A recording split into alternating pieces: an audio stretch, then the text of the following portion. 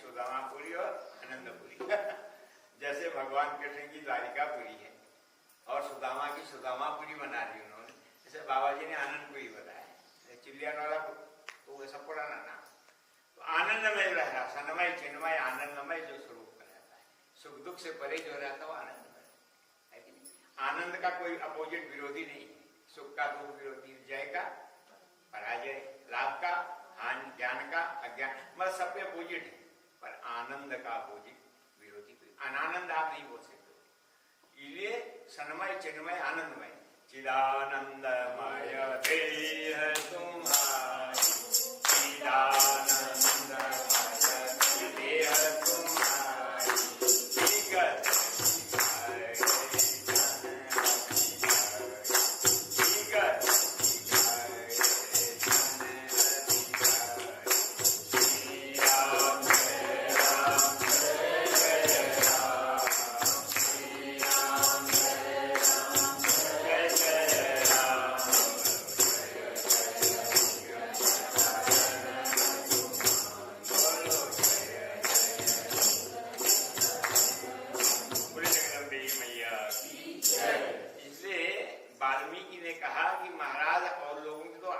चिदानंदमय है कि नहीं? पर आपका शरीर ही चिदानंदमय, चिदानंदमय देह तुम्हारी। आपकी देह में केवल आनंद भरा, रक्त हड्डी मांस कुछ नहीं, बाहर से दिख रहा है। मैं जानता हूं आपको, चिदानंदमय देह तुम्हारी, विगत विकार। हे राम जी, आप विकारों से रहित हो, जान अधिकारी। सामान्य व्यक्ति आपको नहीं जान सकता है, कोई अधिकारी भजन करते करते वहां पहुंच गया है। चिदानंदमय देह तुम्हारी, विगत विकार सोई जाने जो देव जनाई। तो आप जिसको जनाना चाहेंगे वही जान सकता है। सोई जाने जो देव जनाई, जानत तुम्हें तुम्हें हो जाए। जो तुमको जानता है वो तुम जैसा ही ब्रह्मविद ब्रह्म हो। तो ऐसा ही दिव्य कथा सुना है नारायण ठाकुर, हमको जो है भीतर से निर्मल कर दे। कानों कर्ण उठे, कानों के द्वारा अंदर जाकर के हम दिव्य भाव को प्राप्त हो जाते। आइए फिर दिव्य कथा में हम लोग चल रहे हैं व्यास जी के मुखार ग्रंथ से। अभी दिव्य ग्रंथ की रचना के आधे श्लोक में जो है माने विष्णु भगवान को सुना है। उन्होंने 4 श्लोक बना दिए, अन्वय व्यतिरेक अभ्याम, अन्वय करो व्यतिरेक करो। और वो दिव्य ज्ञान जो है उनको दिया, उन्होंने ब्रह्मा जी को दिया, ब्रह्मा जी ने नारद जी को दिया। जो अति प्रिय है उनको ज्ञान दिया जाता है। जैसे लौकिक जगत में उसको कुछ पूंजी दी जाती है कि नहीं, उसमें से वो खटर पटर होती रहती है लेकिन ये दिव्य ज्ञान जो अधिकारी व्यक्ति, सोई जानो जे देव जनाई, जानत तुम्हें तुम्हें हो जाई। तो ऐसा दिव्य ज्ञान उनको दिया, उन्होंने व्यास जी को दिया। व्यास जी ने कहा अगर कलयुग आने वाला है, थोड़े से काम नहीं चलेगा, विस्तार करते हैं। तो उन्होंने इसको 18,000 श्लोक में 12 स्कंदों में 30 के अध्याय में विस्तार किया और 3 लोगों को दिव्य कथा सुनाकर पान कराया। अपने शिष्य सूति जी को, पुत्र जो है सुखदेव जी को, और राजा जन्मेजय को ये प्रसंग अब सुना रहे हैं। वो प्रसंग आ गया है और हमारे बड़े दिव्य ढंग से इसको प्राप्त कर दे। आइए फिर इसमें प्रवेश करें। जी क्योंकि हमारे यहाँ ना महाकाली, महालक्ष्मी, महासरस्वती 9 दिन का है ना, तो महाकाली, महालक्ष्मी, महासरस्वती, महाकाली, महालक्ष्मी, महासरस्वती, महाकाली, महासरस्वती 9 दिन की हवन इसी जी। और वैसे कात्यायनी, छठम कात्यायनी जो आज 6ठा दिन है, तो कात्यायनी माँ जो कात्यायनी ऋषि के घर में बड़ी खुश होकर प्रकट हो गई थी, तो उसका समय वृंदावन बड़ा भारी मंदिर है। हाँ जी। So with immense grace and benediction of Paramba Jagadamba and blessings and inspiration of our Guru, Shree Haidakhan Baba, today we are celebrating the 6th day of Sharadiya Navratri in Anandpuri Dham, and since morning we have been doing our prayers, then puja, then path, and then havan in honor of Katyayani Devi and also Mahishasura. And just to bring all of you on the same page, we have heard in the last few days how Paramba Jagadamba gave the entire wisdom of this text in just half a shlok to Lord Vishnu. Lord Vishnu then shared it with Lord Brahma in 4 shlokas. Lord Brahma passed it on to his Manas Putra Naradji, and Naradji then gave it to Vedavyas, the creator of this magnum opus and many other texts of the Indian spiritual ethos. And then from there, Vyas means Vyapak. Vyas also had consideration for the people who will come in the future, and so he expanded it. And he expanded this text into 18,000 shlokas, which were further divided into chapters, etc. And we also heard over the last few days how he shared the knowledge of this text with his dear disciple Suji, and then with his son, Avadhut, son Sukhdevji, and now we have been hearing how he shared this text with Raja Janmejay. तो कल हम श्रवण कर रहे थे किस प्रकार से परम्बा जगदम्बा का दिव्य जो है मणिपुर धाम, मणिलोक लीला कैसे दर्शन किए, और ब्रह्मा विष्णु शंकर कैसे जो है विमान के द्वारा वहां गए, और वहां जाने पर जैसी मणिद्वीप में उन्होंने पांव रखा, वो नर से नारी हो गई, क्योंकि वहां नर शरीर से प्रवेश नहीं होता है। तो उन्होंने कहा ये परिवर्तन बोली यहाँ नर से, तो फिर वहां देखा दिव्य गई है यार, वेदिकार संयुक्तम वीत्रहोत्र समन्वितम अर्धेन्द्र शतम बीजम सर्वार्थ। ये देवी प्रणाम बोलिए जरा।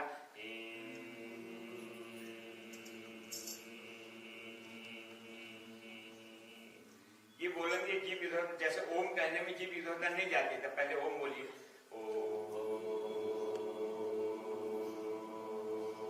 कहीं जीव भी इधर उधर ऊपर नीचे नहीं कहीं होती। ऐसे हिरिंग बोलेंगे,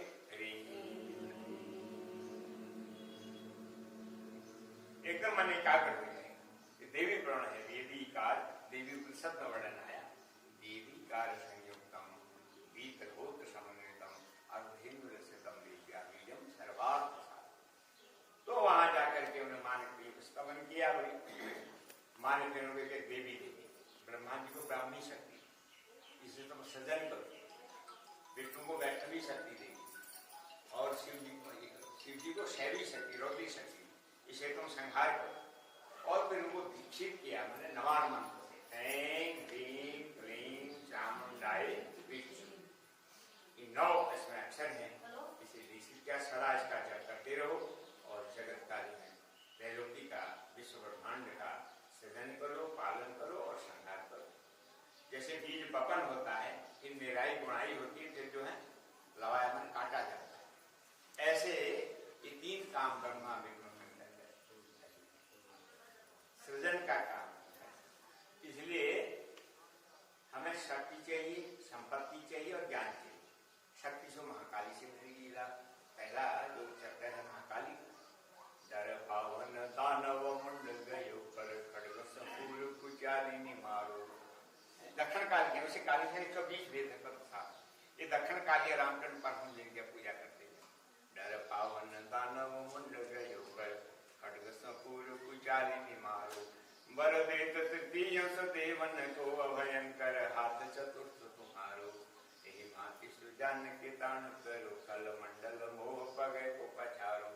प्रणमामि शिवे शरणागत हूँ करुणामय काल। बोले कालिका मैया की जय। तो हमको पहले शक्ति चाहिए, उसके बाद संपत्ति भी चाहिए, महालक्ष्मी भी चाहिए, और शक्ति संपत्ति का ठीक ठीक विनियोग कैसे, उसके लिए ज्ञान भी चाहिए।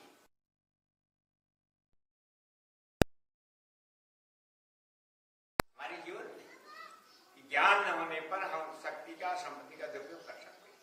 बहुत लोगों ने क्या रखा कथा की, तो ज्ञान भी जरूरी, शक्ति भी है, संपत्ति के ज्ञान भी। ये महाकाली, महालक्ष्मी, महाशक्ति का दिव्य स्वरूप है। तो इसी में हम लोग प्रवेश कर दिव्य, फिर आगे की कथा में। So yesterday we had discussed how once, even among the gods, they wanted to find out that they do the work on this universe. So Brahma is the one who is the creator, Vishnu is the perpetrator who keeps this universe, and then comes Shiva, who is the sanghar, because that is the natural cycle of life. You know, you put the seed in the ground, then the seed yields fasal, that means yields food, etc. And then somebody has to cut that. So this is a process of life that goes on continuously. So between Brahma, Vishnu, Mahesh, they do the work of creation, perpetration, and then destruction, so that new creation can happen. So they said that we do all our work, but we don't know who is the parichalika, who's managing us, who is inspiring us, who's giving us the strength, the wisdom to do our work. So they decided to go and explore. So again, in short, they made a yan, an aircraft, which would run by ichha, by their thought. And they got into that, and they went up to find out the abode of Paramba Jagadamba, and they landed in a place called Manidwi, which is the abode of Paramba Jagadamba. It's a beautiful place, and once they landed there and got out of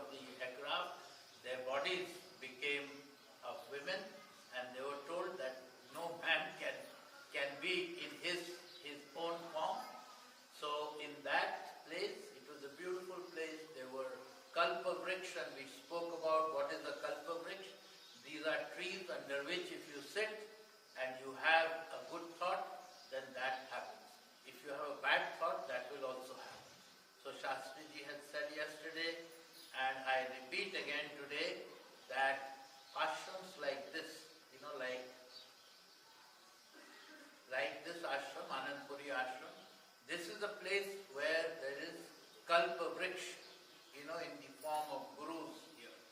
So when you come into a place like this, be very careful what your thoughts are. If you have good thoughts, they will actually help you to realize those. But if you have negative thoughts here, some jealousy, some anger against somebody, if those thoughts come here, they will also happen. So ensure that when you are in a place like this, you should only have the best, pure thoughts. Thoughts for the good of the world, thoughts for everybody, good thoughts for everybody and yourself. So we heard that and how they met Paramba Jagadamba, who was seated in a very royal seat under which Sadashiv was lying and so on. And Paramba Jagadamba, they did long stuti of Paramba Jagadamba. Stuti means praise of how she has helped to run the universe under her guidance. And she was happy, so she blessed them and she gave them two things. To Brahma she gave a Shakti, power, called Brahmi. To Vishnu she gave a power called Vaishnavi. And to Shiv she gave a power called Raudri. Said that take them with you, they will be your power behind you and they'll help you to run whatever you are doing. And she also gave them a mantra, her mantra, which is called the Navan mantra, which we have repeated many times. So she said that always do this mantra, this will help you to. And with her blessings, they got back. When they got into their aircraft again, they turned into their former self and they went back to their different universes to run the world from there. उन्होंने कहा नारायण तब से हम सदा से मंत्र को जपते हैं। ऐं ह्रीं क्लीं क्यौंडाई, ऐं ह्रीं क्लीं क्यौंडाई, ऐं ह्रीं क्यौंडाई, ऐं ह्रीं क्लीं क्यौंडाई। जपते जपते हम तदाकार हो जाते हैं। मंत्र महामणि विषय व्याल के मेटत कठिन कौन कपाल। इनको इतनी शक्ति है कि आपके भाग्य में दुष्ट कौन के लिखे गए हैं तो उनको भी मिट सकता है। तुलसीदास जी ने कहा मंत्र महामणि, और तो मणियां हैं इधर उधर दूर जो ये महामणि है। विषय व्याल के, विषय रूपी व्याल, विषय सर्प को मारने के लिए ये महामणि।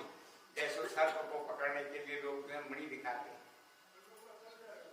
मंत्र महामणि विषय व्याल मेटत कठिन कौन कमाल के।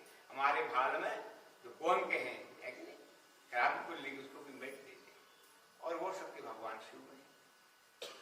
इसलिए शिव में जो इकार है, इकार शक्तिशाली। शिव से इकार हटा दो क्या बचेगा? शब्द।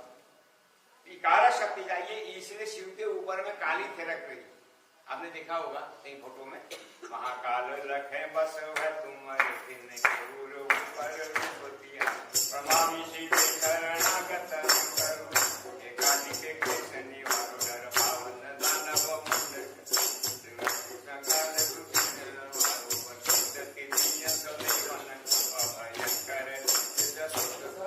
हे भाती सुजान के दान करो फल मंडल पते को बचाओ प्रणामी बोले जगदम्बी मैया की जय, महाकाली मैया की जय। इसलिए शिव में जो इकार है वही महाकाल है। आप लोगों ने देखा होगा शिव लेटे हुए हैं और काली तिलक रही। हमारा शरीर भी तो शव है। इसमें यह जो है सोहम हंस हंस जो प्राणवायु चल रही है, इसके कारण धड़कन हुई। तो शिव के ऊपर जो इकार है वही महाकाल है। जब इकार हट जाता है तो सब बचता है। ये हमारा एक जो कार्यक्रम है ना, इसी प्राण शक्ति पर चल रहा है। अगर ये हट जाए तो ये इसको जला दो, गाड़ दो, या और क्या कहते हैं बहा दो, है ये तो फिर नष्ट से इसका कोई अर्थ नहीं। तो नित्य निरंतर जो है इस नवाण मंत्र का जप करो। तो राजा ने प्रश्न किया, महाराज जरा मंत्र टेढ़ा लग रहा है। जन्मेजय ऐं ह्रीं क्लीं चामुंडाई बड़ी जगह मोड़ना पड़ रहा है। कभी हमसे गलती हो जाए या वो ठीक से उच्चारण नहीं हो तो आप माँ नाराज हो जाती है, कोई दंड देती है। बोल ना ना ना, वो तो करुणा वरुणा ली। वो तो जब बच्चा रोटी को ऊटी कहता है, माँ और खुश हो जाती, जल्दी रोटी दे दे। सुविधा कुमारी चौहान की पंक्ति है ना, मैं बचपन को बुला रही थी, बोल उठी बिटिया मेरी, नंदन वन से फूल उठी वो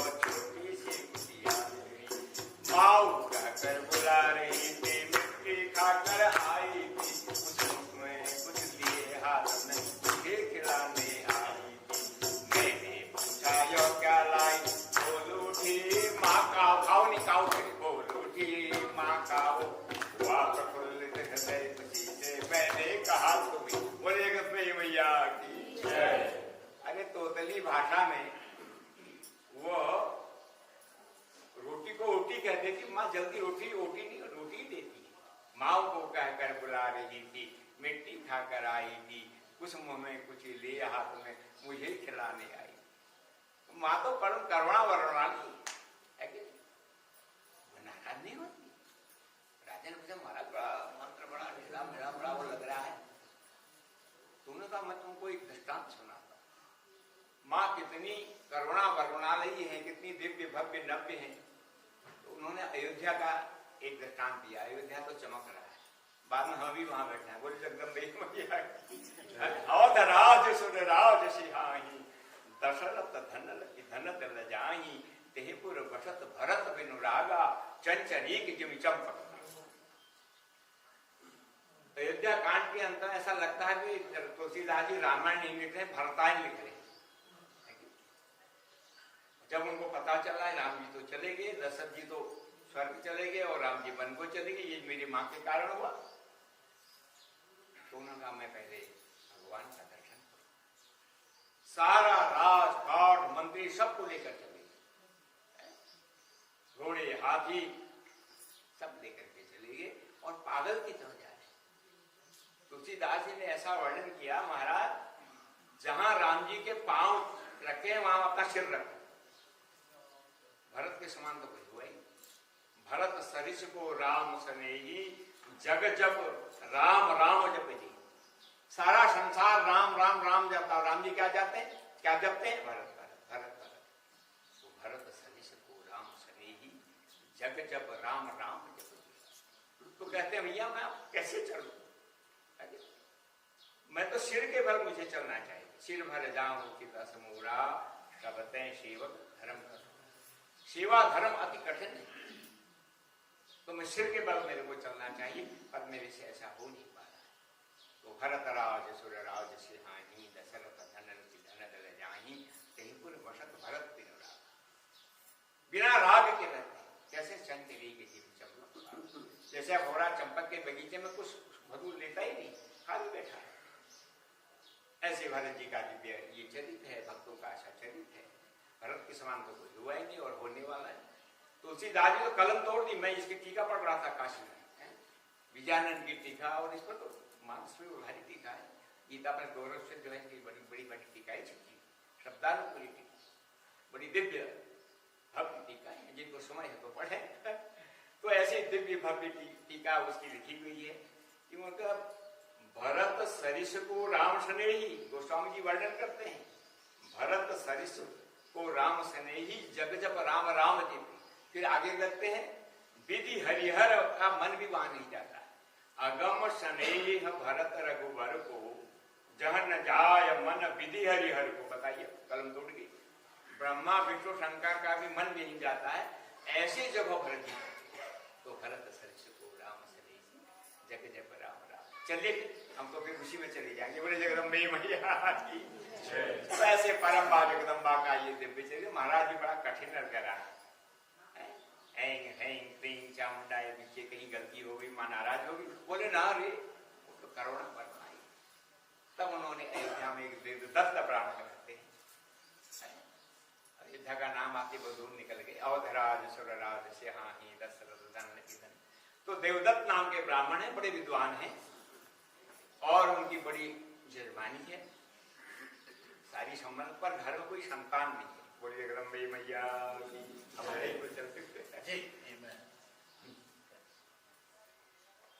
So while Janmejaya was listening, when he had asked that who is this Paramba Jagadamba, whose yajna you are advising me to do, then that whole story happened that once all the gods also had the same question. So they went to Manidweep and they found out, and then they got the blessings of Paramba Jagadamba, they got the Shaktis, and they also got the Navan month. Now Navan month for all of us, Aing, Ring, Kling, Chamundai, Viche, it sounds little difficult on the ear. So Janmejaya asked that if somebody is not able to pronounce this mantra accurately, will Paramba Jagadamba be upset? So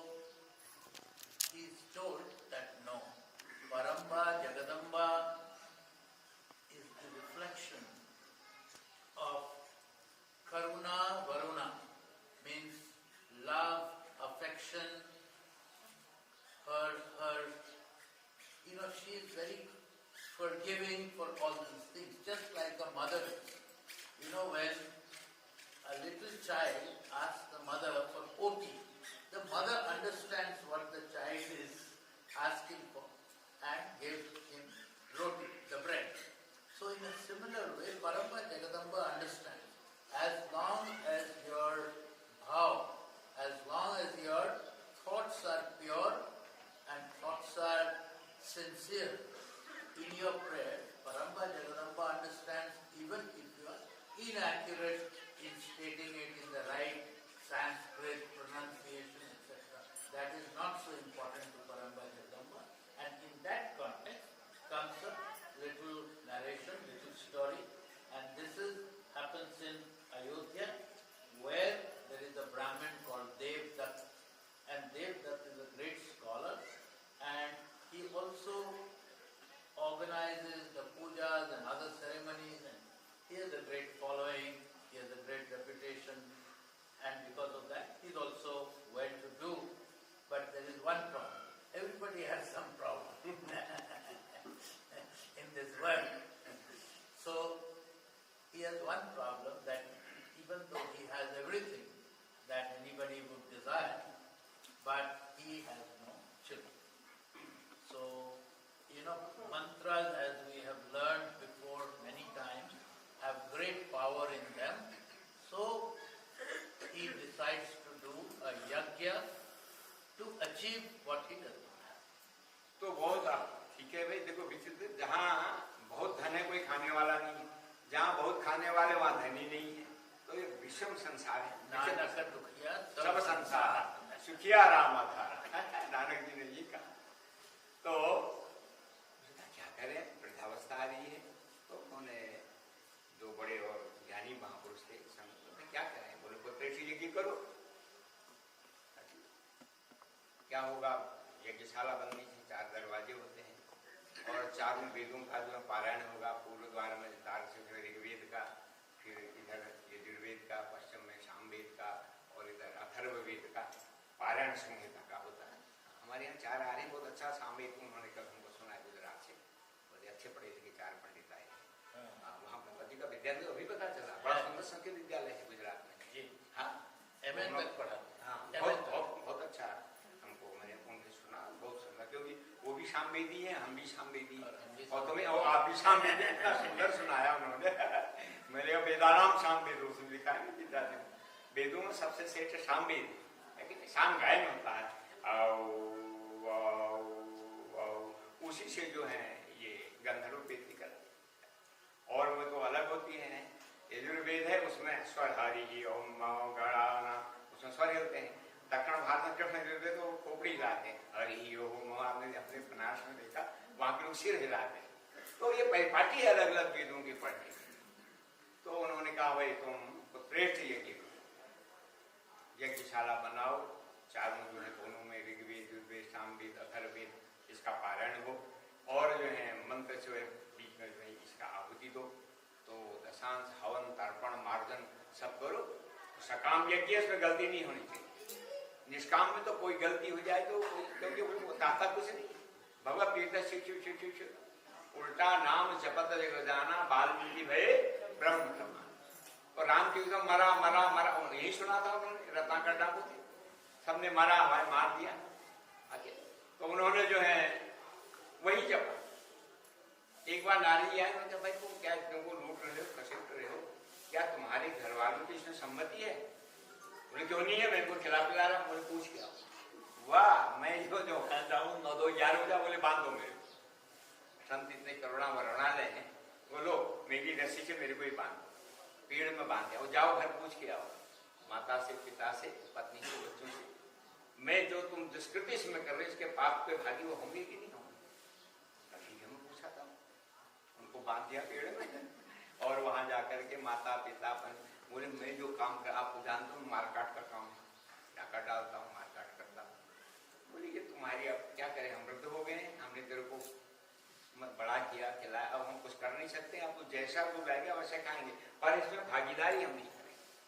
पत्नी से पूछा तो मैं अर्धांगी, बोले ना ना, आप मेरे भर्ता हैं, मैं घर का काम करूंगी, झाड़ू पोछा बर्तन बनाऊंगी, भरण पोषण का काम आपका है, मैं भी भागीदारी, इस पाप में मैं भागीदारी नहीं दूँ।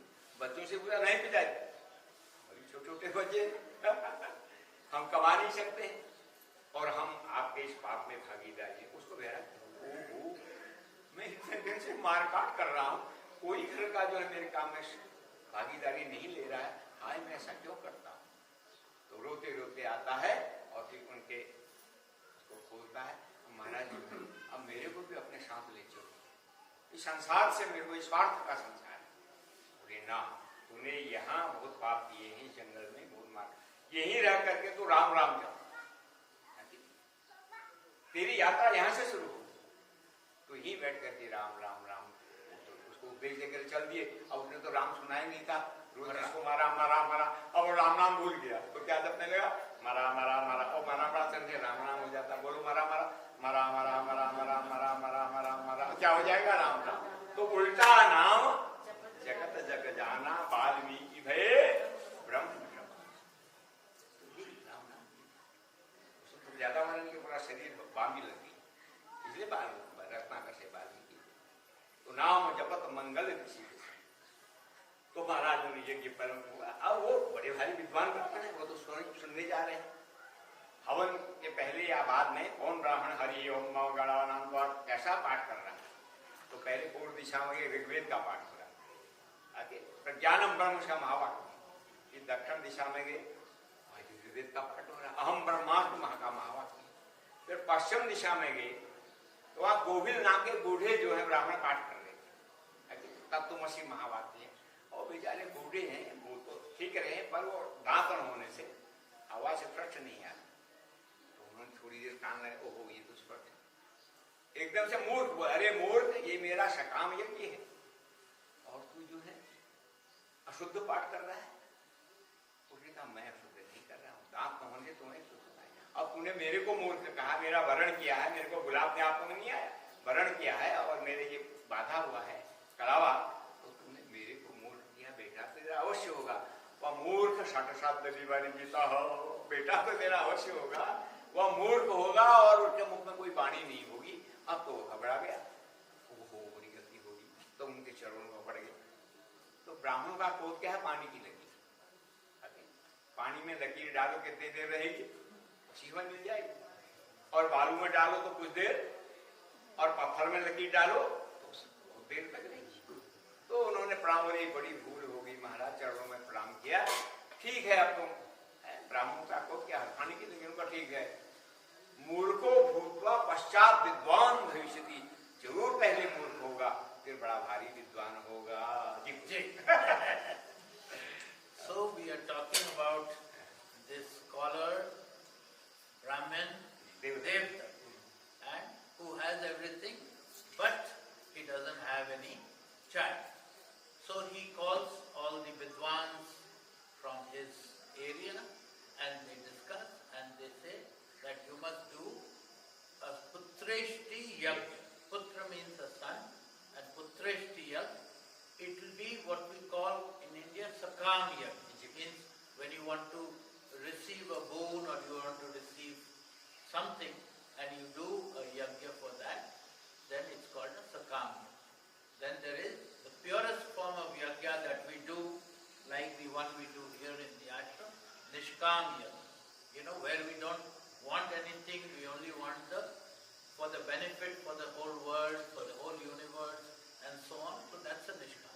So this is the Sakam Yagya. Now, since you want something, this yagya has to be followed on strict principles. Your mantras must be correct, all the samagri, everything has to be correct as per the rules, you know.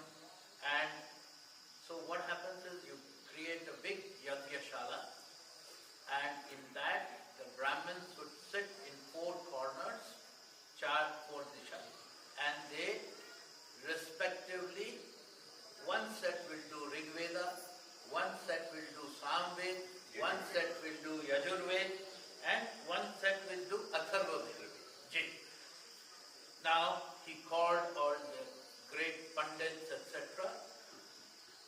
Each of them have their own specialization. So Samvedis only do Samved, and Rigved Pandits only do Rigved, etc.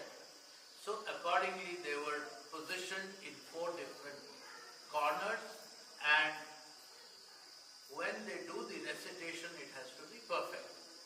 So they were doing, and Devdutt himself being a scholar was inspecting that everything was happening as per the requirement of the yajna.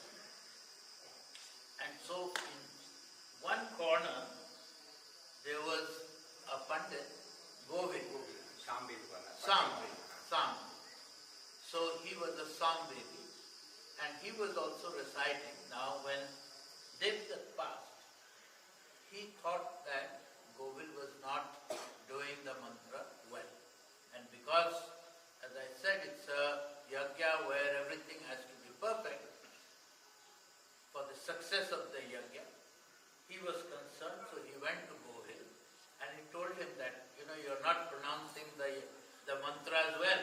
And he kind of insulted elderly Pandit. And the Pandit got very incensed, very angry.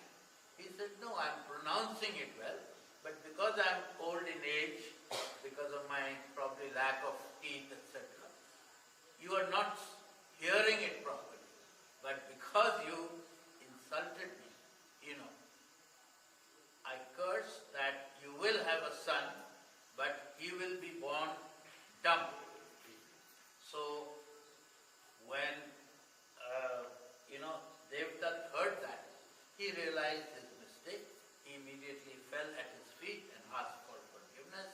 And Shastriji said that the anger of holy men is momentary. The anger of people who are tamasic and so on, their anger goes from one generation to the other. Like a line in a stone remains for hundreds of years, whereas a line in the air happens for a fraction of a moment. A line in the water would take little more like that.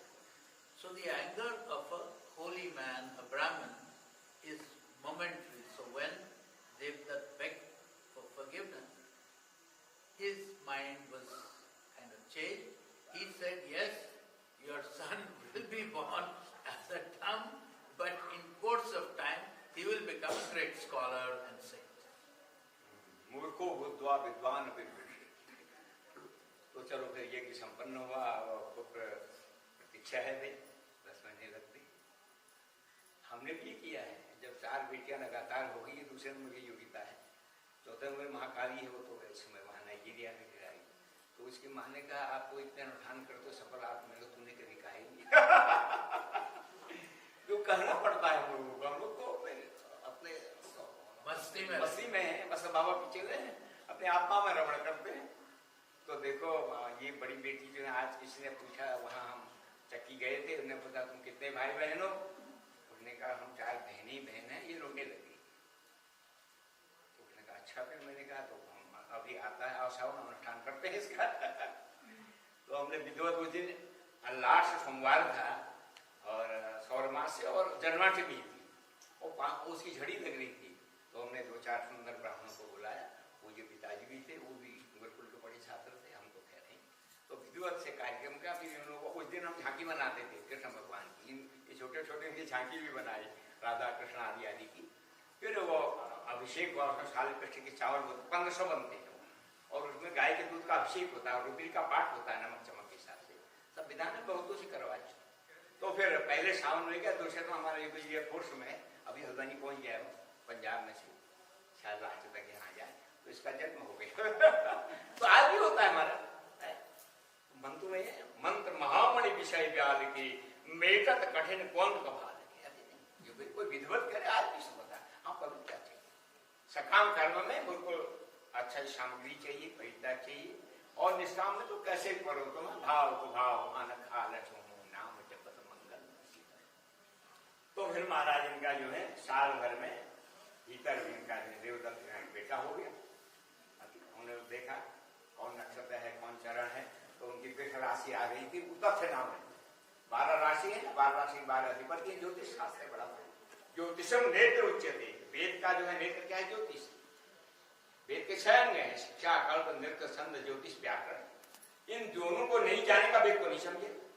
और अब तो फिर अच्छा आ रहा है, देखो जो वेद के जो है, अभी मैं कल सुन रहा तो यहाँ कितने वेद के विषय है, यूपी नहीं खुल गए, और योगी हम उनको अंगद कहते हैं, वो काम बहुत अच्छा कर रहे हैं। और मोदी जो अंगद हनुमान, बड़भागी अंगद हनुमान, चरण कमल चापत विहीना। तो आने वाला समय तो बड़ा दिव्य है, साधना चल रही है। बोले जगदम्बे मैया की जय। तो महाराज साल भर में उनके घर में बेटा हो गया, उसका नाम हिसाब से उतथ्य नाम है। अब बड़ी खुशी हुई ब्राह्मण देवता ने, और चलते चलते महाराज 8वें साल में ब्राह्मण की जनरी की जाती है, यज्ञ पवित्रम परमम पवित्रम प्रजापति। ब्राह्मण के 8वें साल में, और क्षत्रिय की 11वें साल में, वैश्य की 12वें साल में शूद्र को जेनेऊ पहनने गए, हाथ पहनते हैं वो अधिकार। और किसी को ज्यादा विद्वान बनना है तो 5 साल में जनरी करो, शंकराचार्य की करती थी। सारे 7 से 8वें साल में इनको आ गई अष्टवेदी, 8 वर्षीय चतुर्वेदी। ये जो है उनका दिग्विजय में लिखा हुआ है। हमारे खोपड़ी में तो 10,000 ग्रंथ पढ़े तो कौन कहाँ चले जाए। तो 8 वर्षीय चतुर्वेदी, 8 साल में 4 वेदों का ज्ञान हो गया। और उसके बाद वो जो है पिता जो गुजर गए थे उनके शिव गुरु, तो उनका मैं तो भारत का, इसलिए मैं उत्तर दूंगा, भारत का कल्याण करना है। तो माँ नहीं जाने दे रही थी, तो माँ मैं संन्यास, बोले तू एक ही बेटा है, पिता तेरे चल दिए संन्यास, काम जरूरी। तो नहीं मानी माँ को कौन मनाए। तो एक स्नान कर रहे थे नदी में, वही केरला की जो नदी निम्बूरी प्रात ब्राह्मण, तो उन्होंने माया से ग्रह बनाया, वो शंकराचार्य को घसीट रहा। तो माँ ये ग्रह मेरे को घसीट रहा है, बच नहीं सकते हो। बोले हाँ तुम सन्यास की आज्ञा तो मेरे को छोड़ दी। उन्हें लीला करनी थी। तो बेटा फिर एक बात है, सन्यास तो ले, लेकिन अंत समय मेरा संस्कार तो ही करेगा। बोले जगदम्बे मैया की जय। तो ग्रह ने उन्होंने लीला की थी। फिर वहां से गोविंद पाद के पैदल आए यहाँ नर्मदा किनारे। गोविंद पाद 1000 साल से समाधि लगाए बैठे, और उस समय जो है नर्मदा में बड़ा वो जल आ गया था, तो गुफा भर गई। कहाँ वो उनको शिवने का, तो गुफा में पानी भर लिया। यहाँ 1000 साल से गोविंद पाद बैठे, तो कहते हैं गौड़पाद के शीशे, तम तो टकम वार्तिकार मन्यास ये हम लोग पढ़ते हैं। तो उन्होंने कमंडल वहां बाहर रख दिया और मंत्र पढ़ने को, दीय पाद पंकजम नमामि देवी नर्मदे शर्मदे वरमदे, तो दीय पाद पंकजम नमामि। उनका जो नर्मदा तक है उनका वो गाया, तो सारा जल उनके कमंडल में आ गया। बोले जगदम्बे मैया। अब तब उन्होंने गोविंद पाद के चरणों को प्रणाम किया, उनसे दीक्षा दी। फिर वो खैर दिग्विजय है, उनसे काशी गए, क्या क्या गए, फिर जो है भाष्य किया, फिर यहाँ रहे। फिर अंत में जो है 32 साल में समाधि दे दी, 4 मठ बनाए। तो शंकरम शंकराचार्यम केशवम बादरायणम सूत्र भाष्य कृतो वंदे भगवंतो। बोले शंकराचार्य। हाँ तो वे फिर इसमें आते हैं, आगे प्रसंग आ जाते हैं सब। So after this Putreshti Yajna was successfully conducted, and the anger of Govil Brahman was mitigated, and he blessed that in course of time you will have a son. He will be born dumb, but in course of time he will become a great scholar. So with that he blessed, and then he went. So in course of time a son was born, and they named him as Uttathya.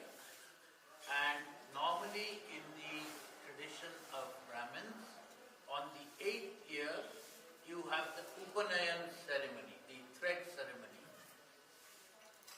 So we have different sort of traditions that a Brahmin has his thread ceremony at the age of 8, and then some others have at the age of 11, and so on. So his thread ceremony was supposed to be at the age of 8, and at the time of thread ceremony you are given a mantra. So that mantra then the novitiate, the brahmachari is supposed to repeat. That's his initiation. So after some time, at the 8th year, they wanted to have a big ceremony and do this Upanayan.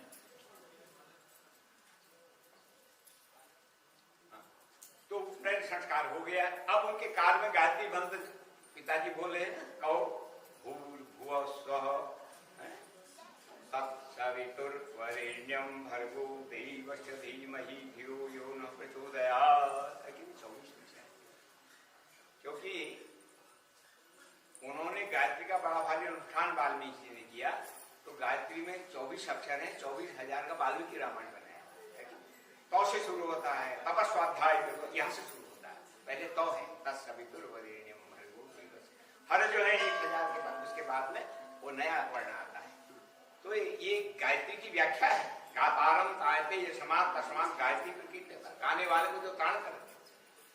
तो इस बार अब पिता बहुत सुना रहे, समझाए, बैठो उधर बैठो फटाफट। तो पिताजी बहुत, अब वो तो एक तो उनके बचनी वाणी में ही 60 शब्द और बुद्धि कुंठित है, उनके शब्द निकलता नहीं। अब पिता था उनका बड़ा मुश्किल, इतने जजमान है, इतनी वो है, ये तो कुछ बोल ही नहीं रहा है, सबकी स्वार्थ में है। सुर नर मुनि सब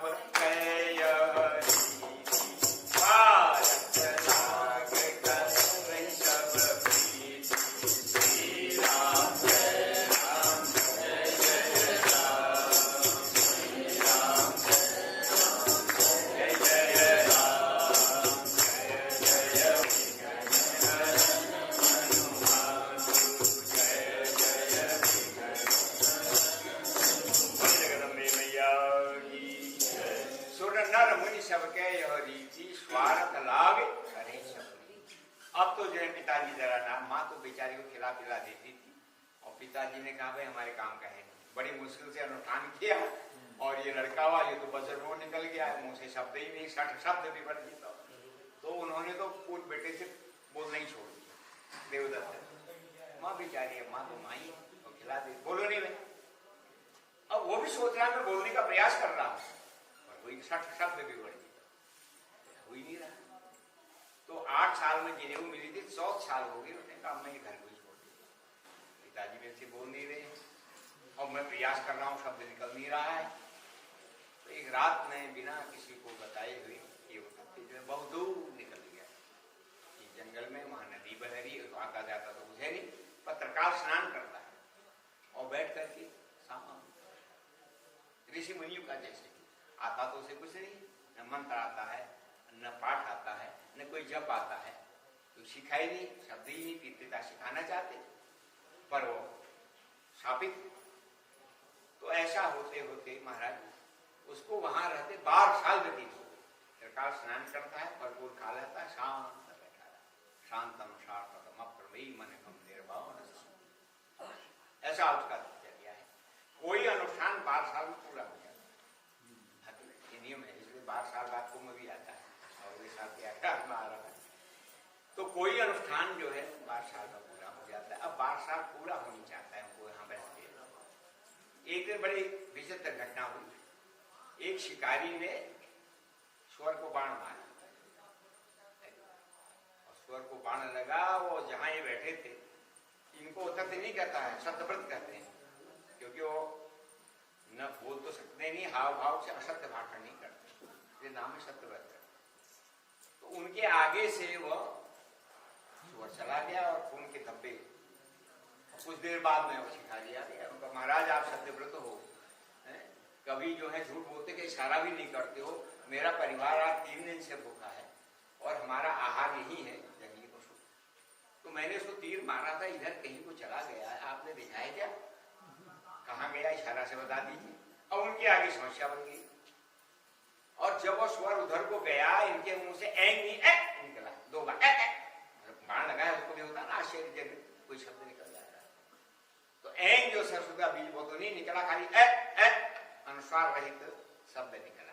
अब सोच रहे हैं यार गजब हो गया, अब मैं कहूं इधर को गया तो मार देगा, पाप मेरे को लगेगा, और नहीं इसे इशारा करता हूं, ये कहता आप सत्यव्रत हो, तो उस समय उनकी वाणी खुल गई, निकला ना, पहली बार वाणी खुली, सरस्वती माँ का बीज मंत्र, वो भी वो अनुस्वार रहित निकला। तो एकाएक जो है उनकी वाणी खुल गई और कहते हैं सच से बोलने लगा, या पश्चिमी शान ब्रूते, अरे बहेली हंटर, जो आंखें देखती हो बोलती नहीं, या ब्रूते शान पश्यति, और जो मुंह बोलता है वो देखता नहीं, अहो व्याधि कार्यार्थम किम पृच्छसि पुनः पुनः। अरे बहेलिए, अपने कार्य साधने के लिए बार बार क्यों पूछता है कि नहीं? आंखें देखती हैं पर बोलती नहीं, मुंह बोलता है पर देखता नहीं, तुम ऐसा क्यों कह रहे हो? तो फिर वो तो वापस चला गया। अब जो इनके मुंह से वो शब्द निकलते, माँ शारदा प्रसन्न होगी, इन्होंने फिर ऐं सरस्वती नमः, ऐं सरस्वती नमः, ऐं सरस्वती नमः, इसका पुरस्कार किया। 24 लाख जो है जब, और माँ शारदा जो है वीणा दे करके इनके आगे चलते रही। वरदे, जैसे निराला ने कहा, वरदे वीणा वाति बजा, वरदे वीणा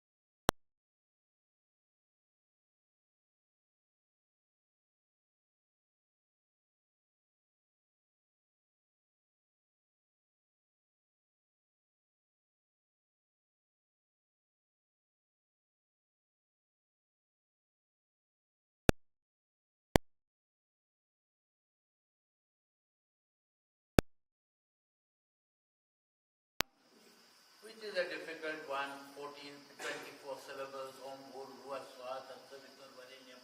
This child, because he was Shata Shabd Vivarjit, he had the curse. So even though he could hear and kind of comprehend inside, he was not able to speak. And his father tried for some time, and very quickly he gave up. So in the world, this is again a lesson. We all are transactional, even the father and child. We have expectations, and if those expectations are not fulfilled according to our desire, we soon give up, regardless of what the relationship is. So the father gave up. The mother is always karunamani. She has always the love, where the child is able or not able. So she used to love him and take care. But the son, Utatya, in his own heart he was feeling disappointed that he is not able to live up to his father's expectation, that he is not up to the mark. So one day at the age of 14, he left home quietly and he went into a forest where he found a little place and he set himself up there.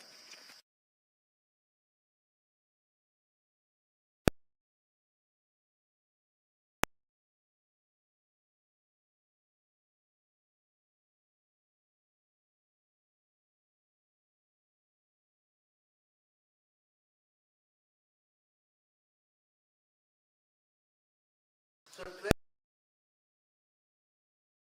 only thing was that, he used to have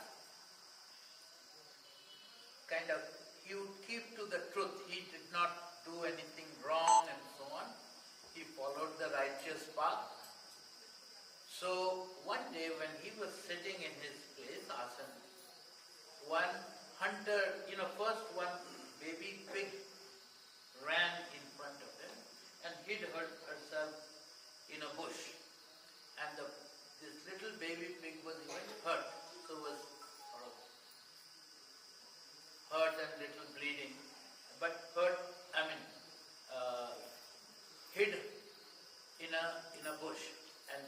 soon after, the hunter comes, and hunter sees this man sitting there, and he says that I know that you are known as Satyavrat by your acharan, by your nature, that you don't do anything wrong, even with your acharan, ingit.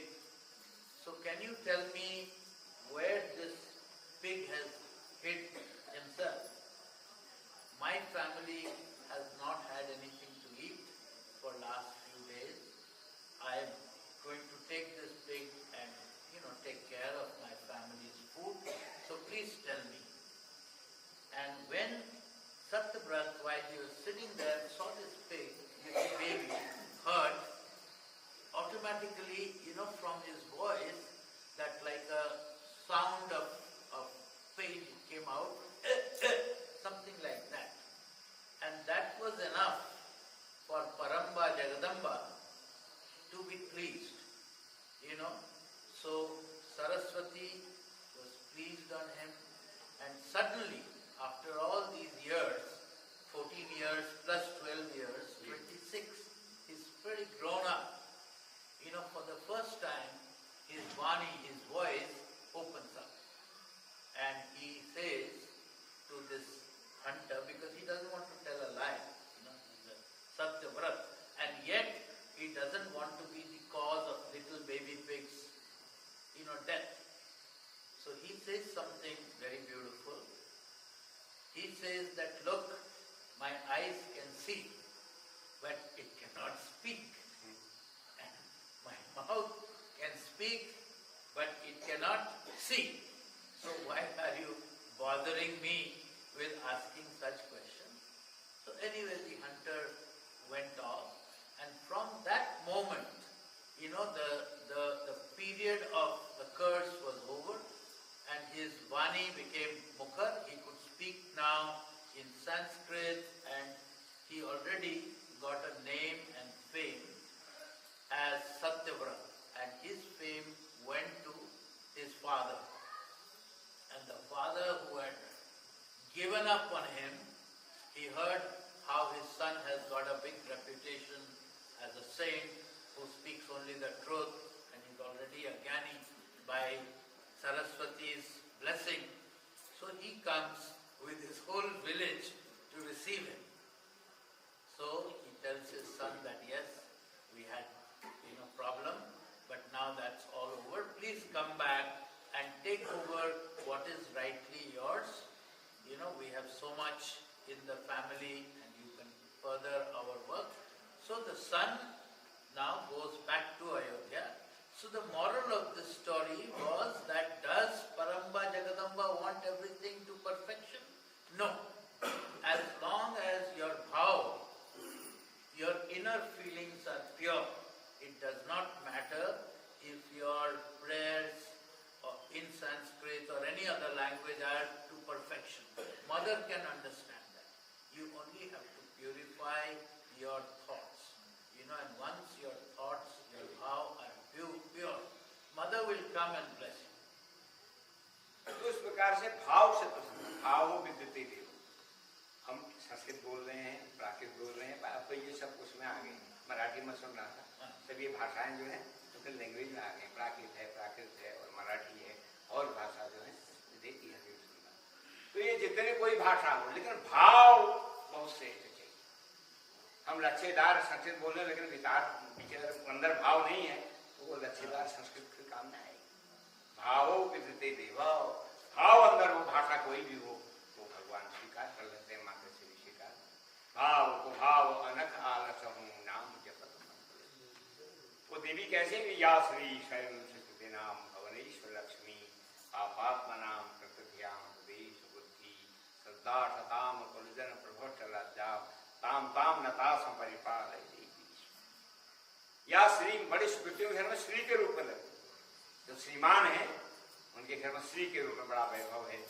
साधु ब्राह्मण पूजन हो रही है, हवन हो रहा है, दान हो रहा है। या श्री स्वयं के नाम भवनेश्वर। और पापियों के घर में अलक्ष्मी के रूप में रहते। हाँ, महाराज को है नहीं खाने को, और कहाँ झूठ बोल रहे हैं, कहाँ क्या कर रहे हैं, कहाँ चोरी डाल रहे हैं। तो पापी को पाप उनका जो आगे आ गया।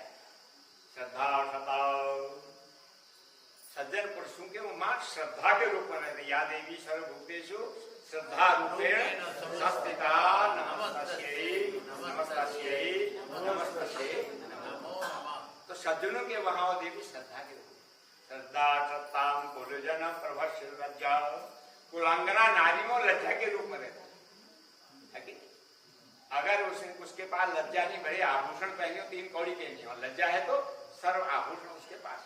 या देवी सर्वभूतेषु लज्जा रूपेण नमस्तस्यै नमस्कार तो आया था ना नमस्तस्यै नमः।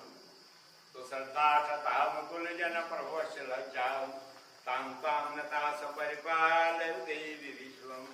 हे मातेश्वरी, आप कहाँ किस रूप में रहती हो, जैसे भी रहती हो, हम आपको प्रणाम करते हैं। आप जगत का कल्याण। आगे तो और कहते हैं, महाराज आपको ढाल तलवार त्रिशूल लड़ने की क्या जरूरत है? खड्ग प्रभाव निकल सुने शुभलाभ में कान वीरसन फौज के गुरु हैं वीरसन। तो कहते हैं महाराज आपको ढाल तलवार त्रिशूल से लड़ने की क्या जरूरत? दुष्टैव किन्न भवति पतरू। और आप खोल देते तीसरा में शिव की तरफ, तब शिव तीसरा नयन उघारा, शिव का काम वही हो जाए सारा। शिव जी ने तीसरा में तुम्हारा काम जो है भस्म हो गया। तो दुष्टैव किन्न भवति पतरू की भस्म। आप तो भस्म क्यों कहते हैं? सर्वाम सुराम नश्वर प्रणोच शस्त्र, लेकिन आप करुणा लोकान प्रियान विभु ही शस्त्र।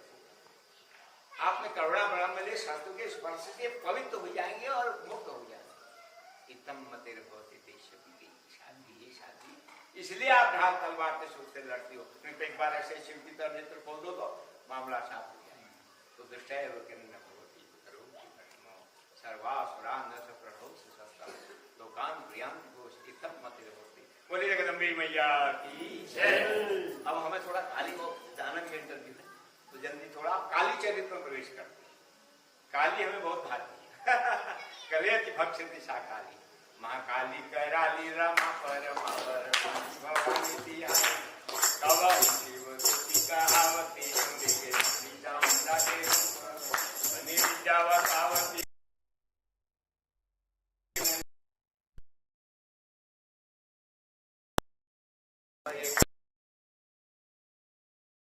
उसमें 3 चरित्र महाकाली, महालक्ष्मी, महासवित्री। ये चरित्र क्या है? बोले जड़ चेतनी ग्रंथि पड़ी गई यद्यपि प्रथा छूट। जीव क्या है? जड़ चेतन की गांठ।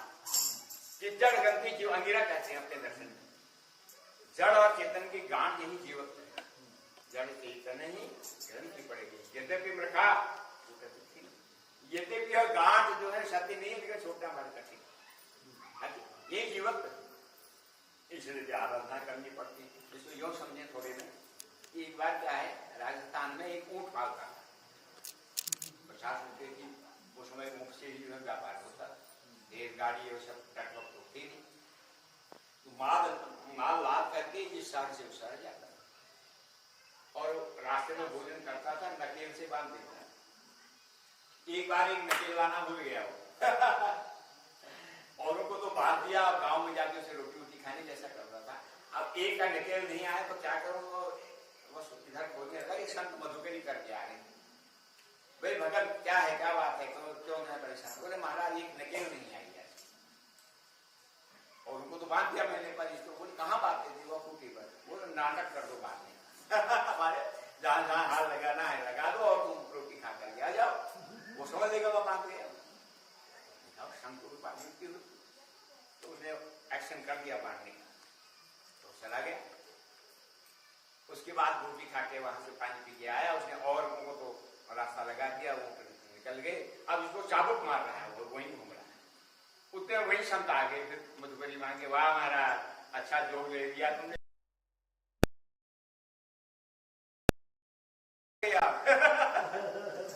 ये तो अब घूम ही रहा है, चल ही नहीं रहा है। बोले क्या किया तुमने? इसको खोला? बोले बांधा ही कहा, तो नकली बांधा था ना, झूठ मूठ का झूठ मूठ का खोल दो। नकली बांधा था, वैसे बांधने में ऐसे बोले तो उसने वैसे किया तो चल पड़ा। यद्यपि प्रथा छूटा ग्रंथ पड़ी गई यद्यपि मता। यद्यपि सत्य नहीं पर बड़ा इसका फूटना बड़ा कठिन है। इसलिए 3 चरित्र आए, महाकाली, महालक्ष्मी, माँ, 3 प्रकार की कहानी। तो इसमें हम विस्तार से वर्णन करेंगे। मुझे थोड़ा जी। So we are now finally entering the analysis of the 3 Mahakali, Mahalakshmi, Mahasaraswati. Brahma Granthi, Vishnu Granthi, Rudra Granthi. Yes. So there are 3 kinds of Granthis. One is called Brahma Granthi, one is Vishnu Granthi, and ultimately Rudra Granthi, and they are parallel of Mahakali's Charitra, Mahalakshmi's Charitra, and Mahasaraswati's Charitra. So now we are dealing with Mahakali's Charitra. And Granthi is also called Ghat. And Ghat or Granthi is imaginary, but in our mind we take them as truth. So as an illustration or to understand, in the old days in Rajasthan and many other parts of the world, there are some parts in Africa or Middle East where they still do trade with whole group of camels. Somebody would have a caravan with 50 camels, a trader. And Rajasthan, we know, most of the trade in the old days used to happen with camels. So one trader used to have a big sort of group of camels, caravan. He would put all the stuff on those camels, tradable stuff, and then he'll go from one place to the other. He'll sell his stuff, he'll buy new stuff, and like that, he'll have a 6-month journey going from one place to the other till he came back. So he had, say, 50 camels, and every evening at 5 or 6 before the sundown, he will find a proper place near a water body where he'll put up his camels, he'll tie them up by the nose, it's called nakel chain, and secure them, and then he'll go out to buy some food for himself, get his water, etc. So one day when he was about to do that, he found that one of the chains was missing. So he thought that if he went without chaining that camel, then the camel also had loads of stuff on it, then it will be a problem, he won't be able to find that camel. So he was struggling with that when one saint passed by, and he said, "Why are you kind of getting disturbed? What's your problem?" He said that, "I have missed out on one chain. I'm not able to secure this camel. So if I go away to the market to buy something, this camel will wander away and I'll kind of have, not be able to find it." So the saint advised him that just play act. Just like you actually tie him, go through that same act. But this time not in reality, but just as you are acting. So he did that. He put the chain around his neck and nose and then secured it with a post there. And after that he went. And when he came back, the camel was in its place. Next morning, they start very early before the sun also comes out so that they can cover more distance. So next morning, he got all the camels ready. They were all ready to start. And this one, who was not at all actually secured, he is trying to pull that camel, and that camel refused to budge, even with a little help of a hunter or something that he was trying to get, he won't. And now again, the trader is kind of not able to deal with that situation. So now the same saint who was there the earlier day, he's again passing by. He said, "Now what's the problem?" He said that, "Look, all the other camels are on their way, but this one is not moving." So he said that, "Have you untied him?" He said, "No, but he's not tied." He says, "No, just like you play acted and tied him, now play act and untie him." So that's what they did, and then the camel went on his way. So, the granthis are something which happens in our mind, but it does not. It's all in the mind.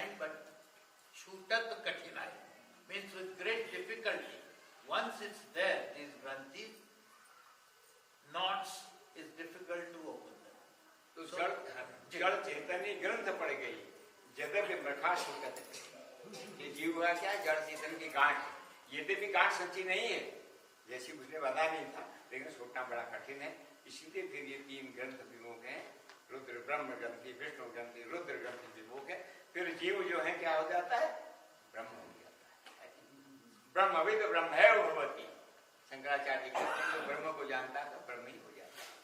या भक्त क्या कहते हैं, महाराज हमको तो उनके चरणों में ही रहने दीजिए हम सदा उसी भाव में भावित रहते हैं, सदा जो है सदा तद्भाव भावित, बस शिवायाम धातु से भक्ति बना है, निरंतर उनकी सेवा करना, प्राप्त का ध्यान करना, उनके जो है बर्तन साफ करना, उनको तिलक लगाना, माला पहनाना, हर समय ये सब भक्ति के कार्य है।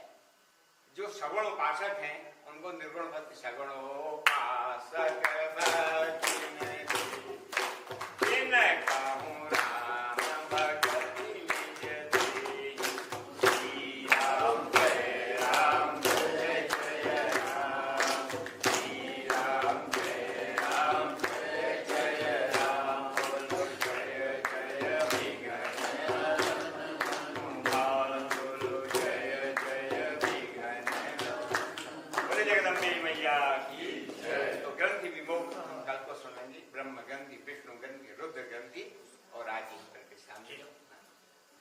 So, tomorrow and the next day, we will listen to the stories of Brahma Granthi, Vishnu Granthi, Rudra Granthi, Vimokh. Vimokh means to untie, tie and untie. So, in that we will also hear of the characters of Mahakali, Mahalakshmi and Mahasaraswati. And ultimately, Mahasaraswati is the fountain of knowledge, wisdom, etc. And when you reach that, then all your granthis are untied. बोले जगदम्बे मैया की जय, जगदम्बे जगदम्बे